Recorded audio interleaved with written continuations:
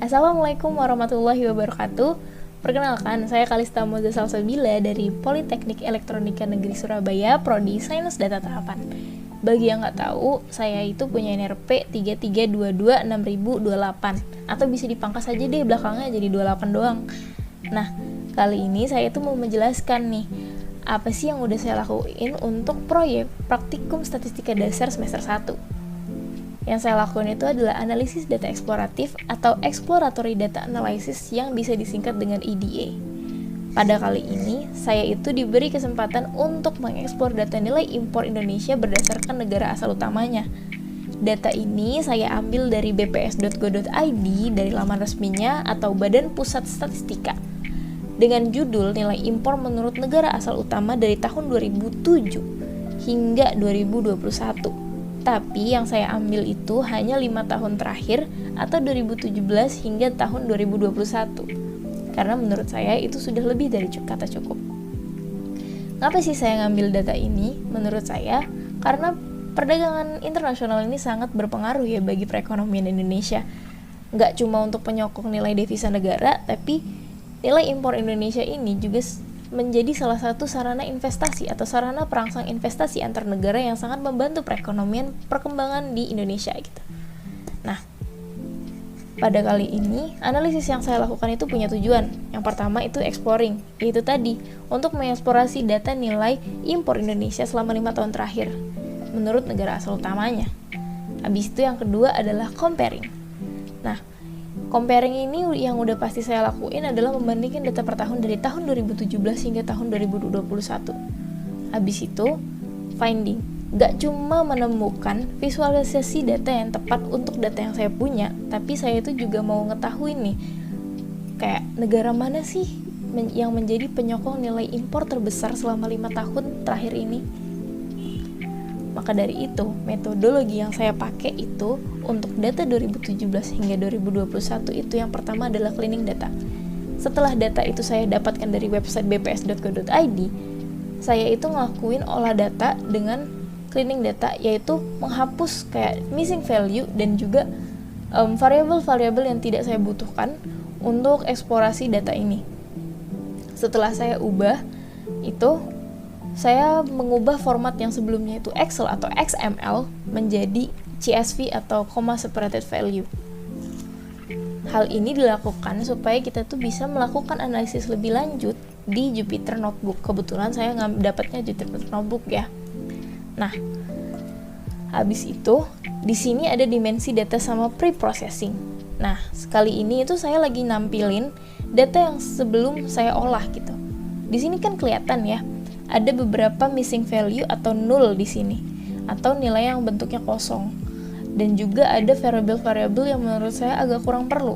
Yang pertama itu ada ASEAN, karena kumulatif dari negara-negara ASEAN itu sama aja nilainya sama yang ada di ASEAN ini. Maka dari itu saya hapus, dan karena saya membutuhkan hanya 2017 hingga 2021, saya itu menghapus dari sekitar 8 kolom dan 9 baris di sini.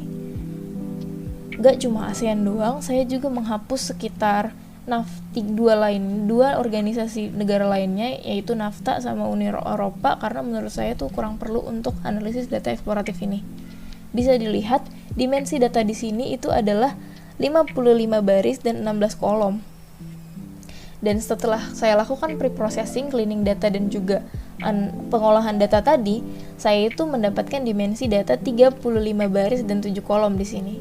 Saya juga menetapkan variabel yang ada yaitu adalah negara asal 2017 hingga 2021 dan jumlah kumulatif dari 5 tahun terakhir. Nah, setelah udah dapat 35 baris dan 7 kolom tadi, kita lanjut ke hasil. Tapi sebelum ke hasil, kita harus ngeliat nih analisisnya di Jupyter Notebook. Di sini saya mau nampilin dulu data sebelum saya olah. Itu bisa dilihat ya, sangat-sangat berantakan dan dilihat masih banyak nilai nol di sini. Nih, dan ada sekitar 54 baris di sini. 55, sorry.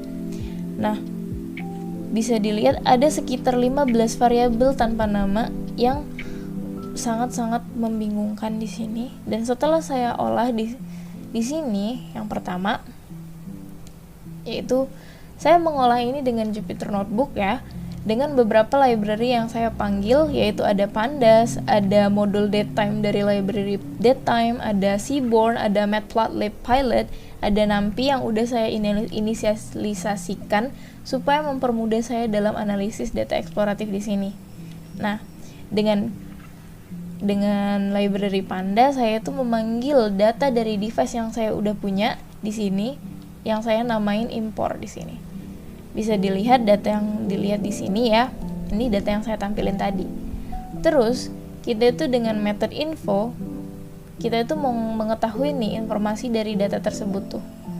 Nah, bisa dilihat di sini ada sekitar 6 variabel yang isinya adalah 35 data yang tidak kosong dan 6 data berbentuk float dan 1 itu objek.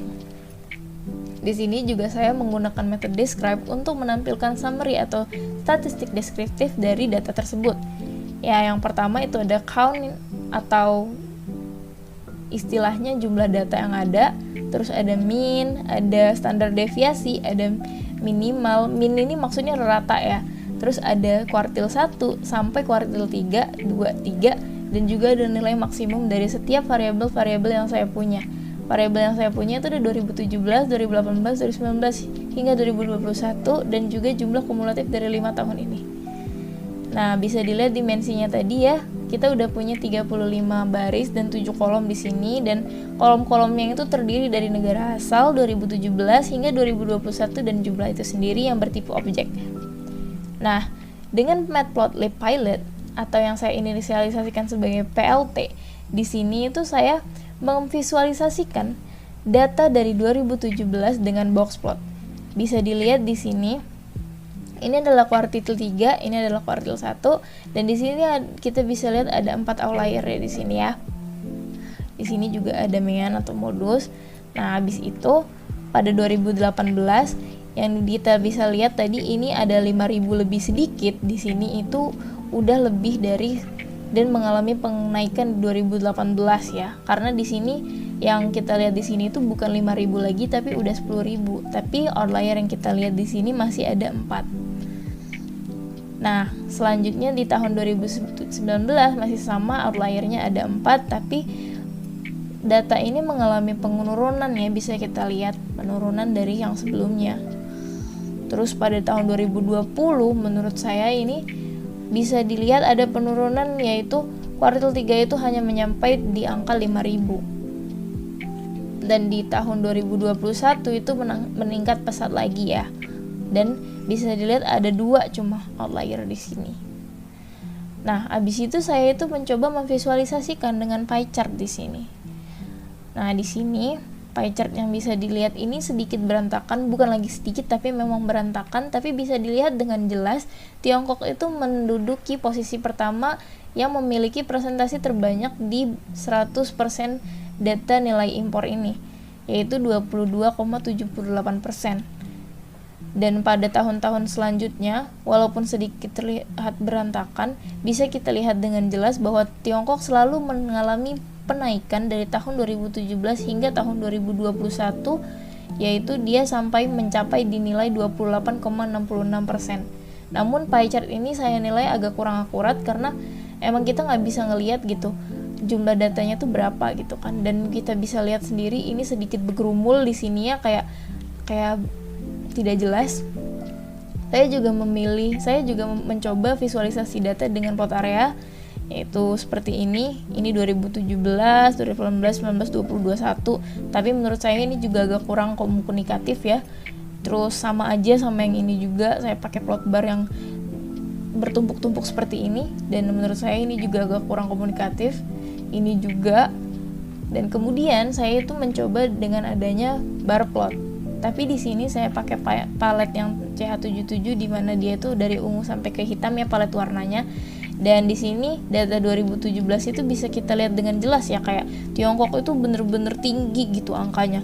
Nah, sama halnya dengan tahun 2018, 2019, 2020 hingga 2021. Tiongkok ini selalu menempati peringkat pertama. Walaupun dia ini selalu konstan ya naiknya. Negara lain juga bisa kita lihat kayak perubahannya tuh tidak terlalu drastis. Mereka ini tipe data yang menurut saya konstan ya. Habis itu kita itu melakukan summary, yaitu jumlah dari 5 tahun terakhir itu yang paling banyak itu yang mana. Dan seperti dugaan kita, Tiongkok itu bisa dipastikan adalah negara dengan penyokong nilai impor terbesar dalam 5 tahun terakhir bagi kita. Maka dengan begini kita itu bisa menyimpulkan bahwa visualisasi kumulatif ini divisualisasikan dengan cara yang terbaik, yaitu bar plot. Karena menurut saya bar plot itu lebih enak dipandang dan juga lebih komunikatif ya kelihatannya. Tidak seperti pie chart yang saya kira itu kurang komunikatif, agak berantakan, dan juga dia itu menurut saya agak kurang akurat karena tidak menampilkan angka yang sebenarnya tapi hanya sebagai persen-persenan seperti itu ya. Habis itu, kesimpulan yang saya punya di sini, visualisasi data yang tepat itu adalah bar chart, yaitu diagram batang tadi, dan negara penyumbang nilai impor terbesar dalam kurun waktu 5 tahun terakhir itu adalah Tiongkok. Karena dengan bar chart, kita tuh bisa ngelihat dengan jelas gitu loh.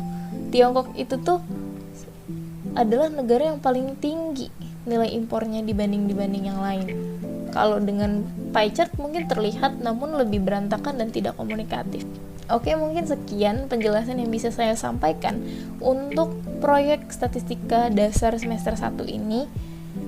Kurang lebihnya saya mohon maaf dan terima kasih. Wassalamualaikum warahmatullahi wabarakatuh.